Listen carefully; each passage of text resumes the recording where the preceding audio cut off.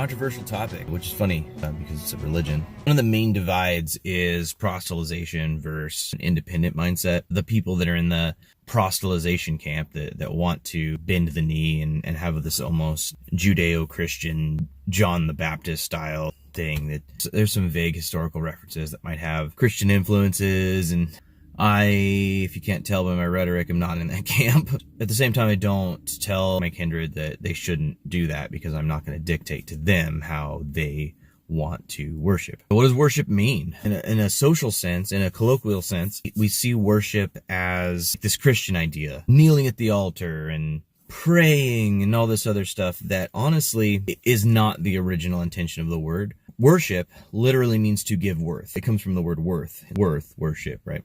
Which brings me to a deeper point.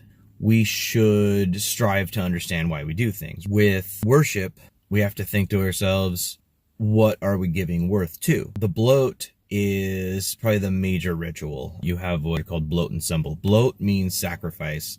Sumble means to assemble. And these aren't clearly defined. Like most things in Norse, there's no hardline definition. For me, Sumble is more like the actual holiday. We are assembling. That's what Sumble means. Sumble means to assemble. Blot is the actual ritual. So that's where we circle up and we pass the horn and we hail whatever. That whatever is what we are giving worth to. Rabbi, you seem to be on the side of good. Will you join us and share with us some of your wisdom, some of your counsel, and perhaps some of your wine? Oh, wisdom and counsel, that's easy. But this is sacramental wine. It's only used to bless things. Yeah. Oh. Wait a minute. There's things here. There's trees. There's rocks. There's birds. There's squirrels. Come on.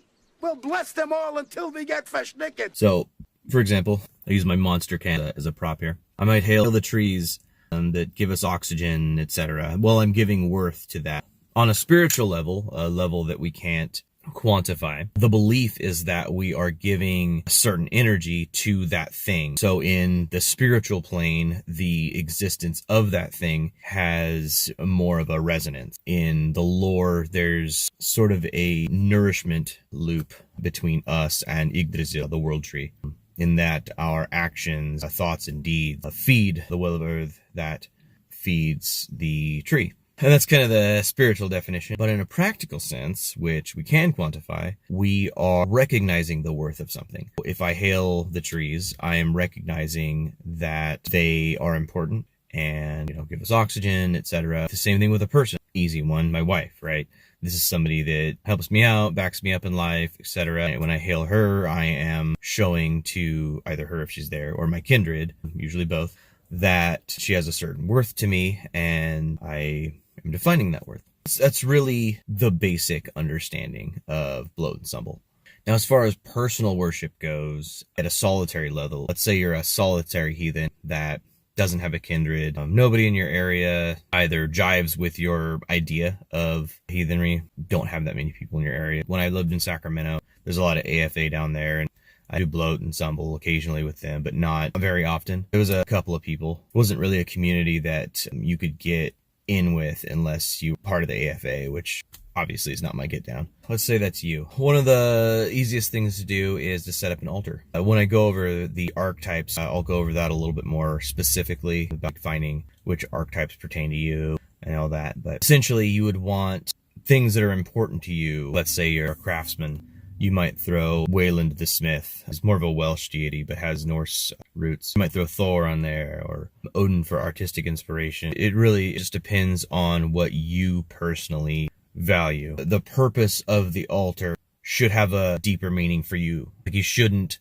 do something without knowing why you're doing it. If you have like a morning ritual that helps you get into a certain mind space, or maybe a ritual after you get off of work and you need to decompress, maybe your form of worship, your form of giving worth is to simply read more, whether it's the Havamal or a book on physics. To improve yourself, you are giving worth to yourself, or you're giving worth to these certain interests of yours. I, for example, Odin has always been my patron deity, my primary archetype. one of the things I have always done is try to expand my knowledge, and Odin is a god of wisdom. And of course you can do things with runes as well. I haven't done any rune specific videos, and I'm not planning on it simply because that's one of the more popular topics out there. It's super easy to find videos on runes. There's like a ton of them. Let me know if you have an interest, and I can do one. I taught myself how to write in the runes, which I've gone over a little bit, but the basics of Blot, which is our primary ritual. The kindred would gather for a holiday. Let's use Blot as an example. Blot is a Odin-centric holiday that is centered around victory. Sigurd means victory. It's another name for Odin. It's one of his a billion names. First I would prepare. As the Gothi, I'm the primary ritual coordinator. So I would probably have a small table of some sort. I would lay out certain things. Obviously you'd want the mead horn prepared beforehand. So I have the horn, our 20-ounce horn that we have named Susie. So I take Susie. I'll have the mead horn in one hand, and to my other hand, I'll have whatever else I need. So it's the hammer, the bloat bowl, and a sprig. Obviously, a mead and a horn are pretty necessary. The horn is more of an aesthetic thing. Obviously, you can use like a stein or some other large drinking vessel, depending on the size of your group.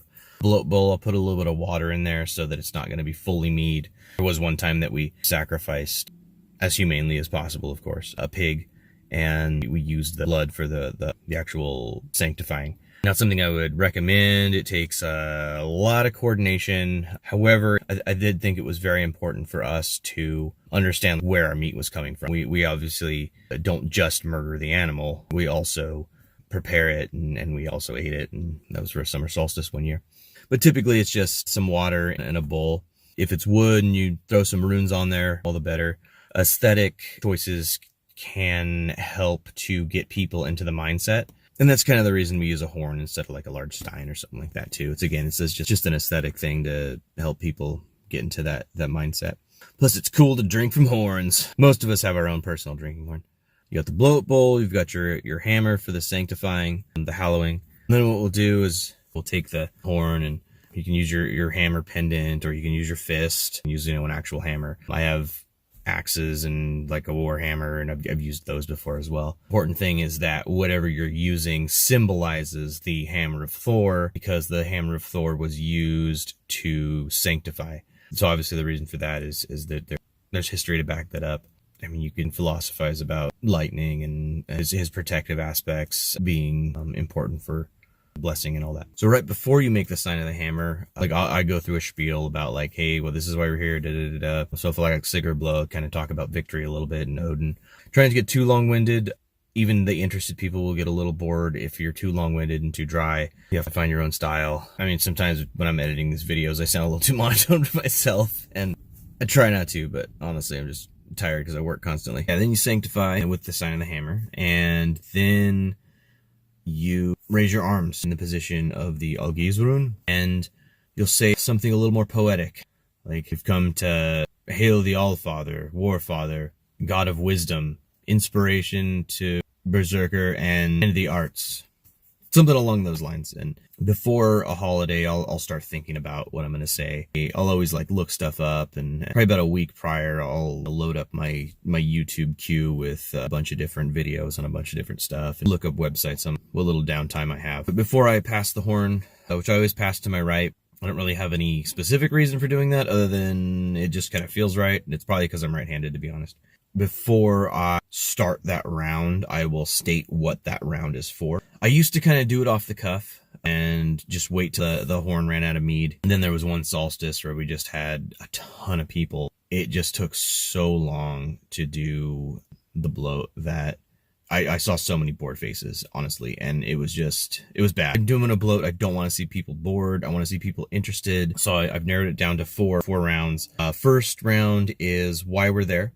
With this example, obviously, it'd be Sigurd Blot, Odin, and then the next round is to the gods. Then the third round is to ancestors. And then the last round is an open round. So that's toast, boasts, oaths. And before each round, I'll announce what it is. And then after all 4 rounds are done, I will take the mead and I will add it to the bloat bowl, saying something over it, of course. And then I will take the sprig. I will put it in the bloat bowl and I walk around. It's really important to ask people right before you do the blessing. And I'll usually do it in the form of an X. It's the Gebo rune. It's the gift rune. You can switch it up. You can use various runes. Runes are pretty decent for very direct symbolism. If the person doesn't want it on their body, I'll sprinkle it on their feet. Just remember little Tommy here. Little Tommy's mother does not want him coming home smelling like booze.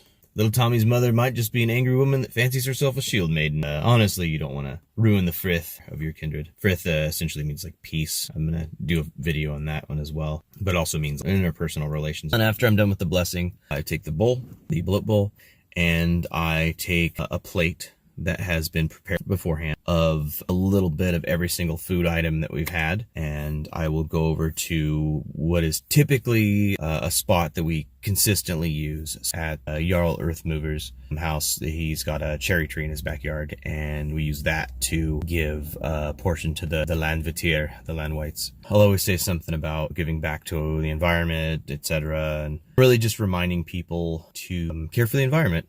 As much as people want to be independent, we still have to breathe oxygen and eat food that starts with the land and lives off the land. Personally, I try not to eat the green stuff too much, but why cut out the middleman, you know?